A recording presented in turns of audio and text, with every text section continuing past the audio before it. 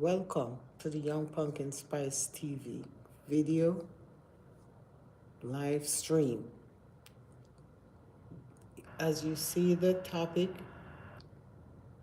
it says food safety fundamentals. Please listen carefully to the audio.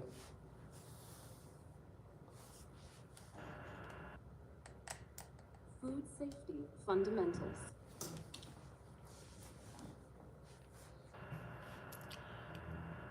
Please feel free to like, share, and subscribe to the channel as soon as as we go along.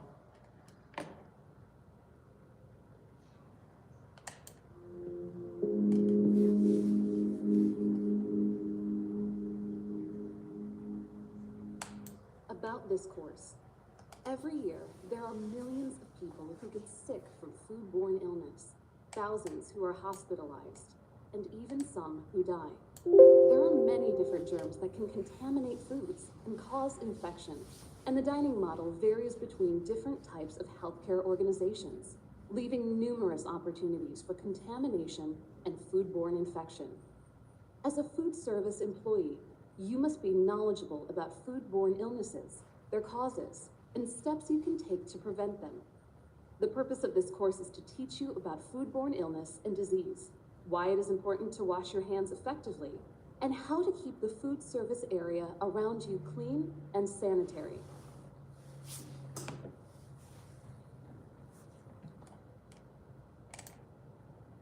Learning objectives. After taking this course, you should be able to describe foodborne illness and the importance of preventing it, identify biologic, physical, and chemical causes of foodborne illness, list the steps to take for personal hygiene in food service, explain the precautions and procedures to follow to prevent foodborne illness during the food handling and services process. Section 2, foodborne illness. Facts about foodborne illness. Foodborne illness is the direct result of ingesting contaminated food or contaminated water. Often, individuals who are experiencing the symptoms of foodborne illness mistakenly believe that they have the flu. So many incidents of foodborne illness and disease go undetected and unreported. Anyone can develop foodborne illness, but there are vulnerable populations who may become seriously ill and even die as a result. Those populations include the very young, older adults, pregnant women and their babies, and people who have compromised or weak immune systems, such as those with cancer, diabetes, HIV/AIDS, and who have received a transplant. It might surprise you to learn that approximately 128,000 people are hospitalized annually due to foodborne illnesses. Around 3,000 people die every year from a foodborne illness. Nearly 17% of the population does not wash their hands after using a public toilet. Many foodborne illnesses can be prevented by properly washing your hands. It is critically important that you intervene to prevent foodborne illness as a food service employee. Welcome to the chat, live stream in progress.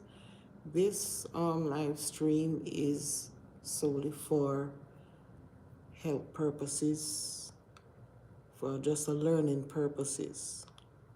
Please feel free to like, share, and subscribe to the channel. Thank you. You might just save lives.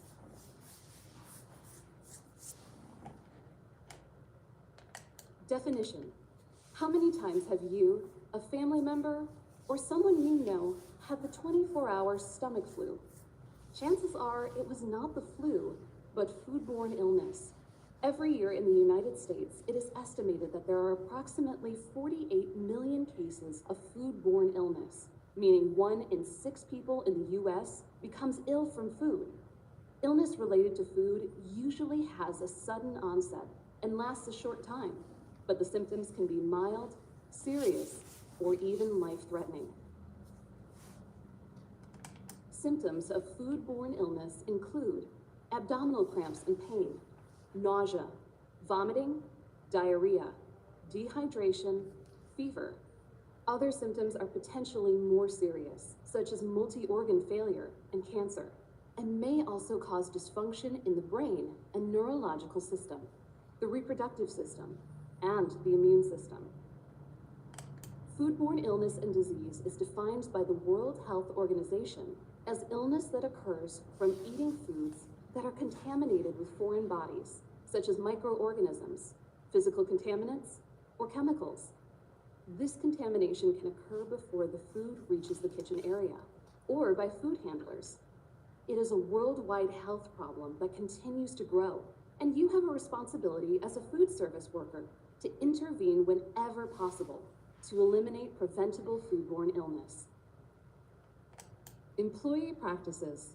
The Food and Drug Administration, or FDA, identifies 5 risk factors for foodborne illness that are related to employee practices. They are inappropriate food storage, undercooking, ineffective equipment sanitation, using unsafe sources for food and water, substandard personal hygiene. To control these behaviors and reduce the risk for contamination of food and water, the FDA... Guys, please feel free to drop a like if you're just stopping by. You know, it's just a little insight on food safety fundamentals.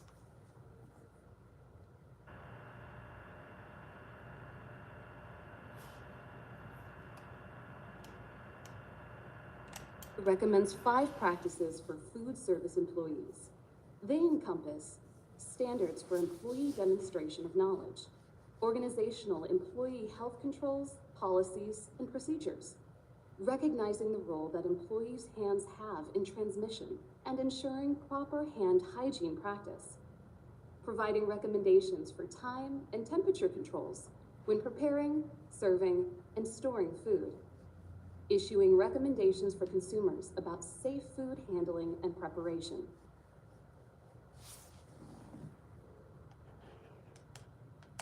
This means that your organization will have policies and procedures for you to follow that will guide you through every step of food service.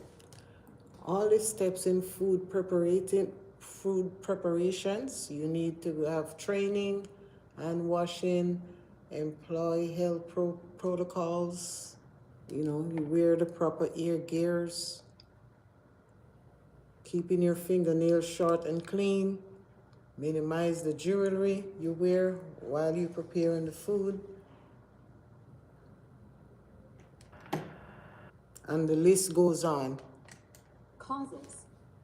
Foodborne illness occurs when food or water that is contaminated with bacteria, viruses, parasites, physical contaminants, or chemicals enter the body. Let's explore some of the most common causes of foodborne illness and the foods that are typically involved. Bacteria. Types of bacteria that may contaminate food include Salmonella, Campylobacter, E. coli, cholera, and Listeria. The types of food that are usually involved in outbreaks of foodborne illness, the Big Six. The Centers for Disease Control and Prevention, or CDC, and the FDA identify the top 6 foodborne pathogens that cause disease, known as the Big Six. Listen up. The FDA requires specific safeguards that are to be followed in food service, and the Big Six are addressed within their food code, last published in 2013. These 6 were chosen because they can cause illness when introduced to an individual at a low dose, are easily spread, and can result in severe disease. 1. Norovirus. This is the most common cause of foodborne illness in the U.S., and this highly contagious virus can live on surfaces for up to 2 weeks. Norovirus causes nausea, vomiting, non-bloody diarrhea, abdominal cramps, aches, and low-grade fever. It is transmitted by touching a surface that has been contaminated and then ingesting the virus, or by ingesting food contaminated with the virus. Symptoms will generally be apparent within 10 to 50 hours after exposure and last 24 to 72 hours. The most common way that transmission occurs is through contact by an infected person with food, which is then eaten by another person. To control norovirus outbreaks, it is critical to use the proper chemical disinfectants on all surfaces, perform proper hand hygiene, and avoid working with or around people and food if you have diarrhea or vomiting until your symptoms have been gone for 48 hours or longer, as required by local health regulations.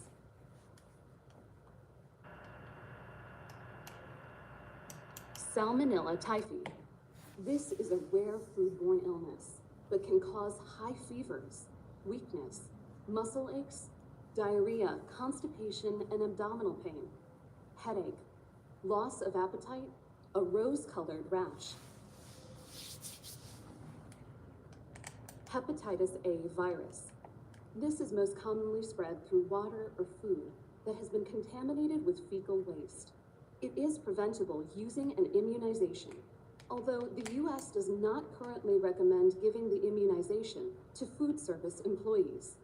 Symptoms start 28 to 30 days after exposure and last 1 to 2 weeks and up to several months. Symptoms include nausea and vomiting, abdominal pain, diarrhea, fever, weakness, headache, yellow discoloration of the skin and eyes, called jaundice, dark urine, light-colored stools. All those things just simply because people don't wash Shigella. their hands. This highly contagious pathogen causes a disease known as shigellosis. It often occurs in places where there is overcrowding and poor personal hygiene, such as prisons, daycare centers, Shigella. and mental health facilities. Symptoms begin 8 to 50 hours after exposure and last 5 to 7 days. Shigellosis causes abdominal pain and cramps, fever, nausea and vomiting, stools with blood, pus, or mucus. In young children, the symptoms can also include rectal bleeding, dehydration, and seizures. Shiga toxin-producing Escherichia coli. This is a specific strain of the more commonly used term, E. coli, that causes foodborne illness. It causes severe abdominal cramping and pain, nausea and vomiting, and diarrhea that becomes bloody over time. These symptoms begin 3 to 4 days after exposure and last 1 to 9 days. It can be life-threatening, especially for children under age 5 and older adults. Non-typhoidal salmonella.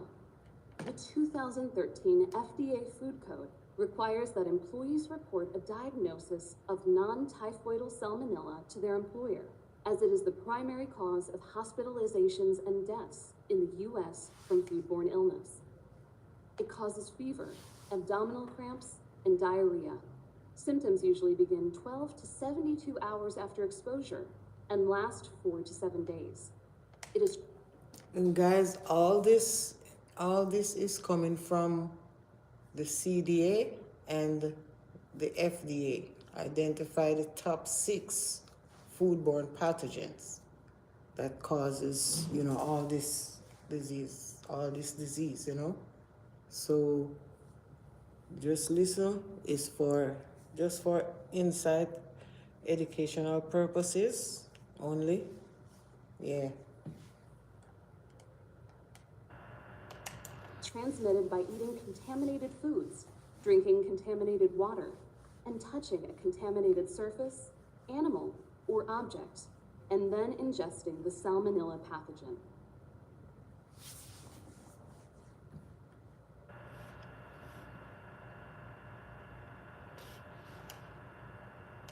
The most important thing for you to remember is the importance of knowing that you must report symptoms to your supervisor when you experience them. That is the most important step in keeping others safe from any foodborne illness that you might be carrying. Review. Which of the following statements is true regarding foodborne illness? Foodborne illness is the direct result of ingesting contaminated food or water.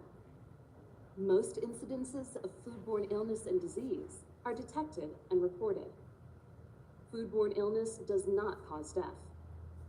The big six include the flu, chickenpox, measles, mumps, hepatitis B, and tuberculosis.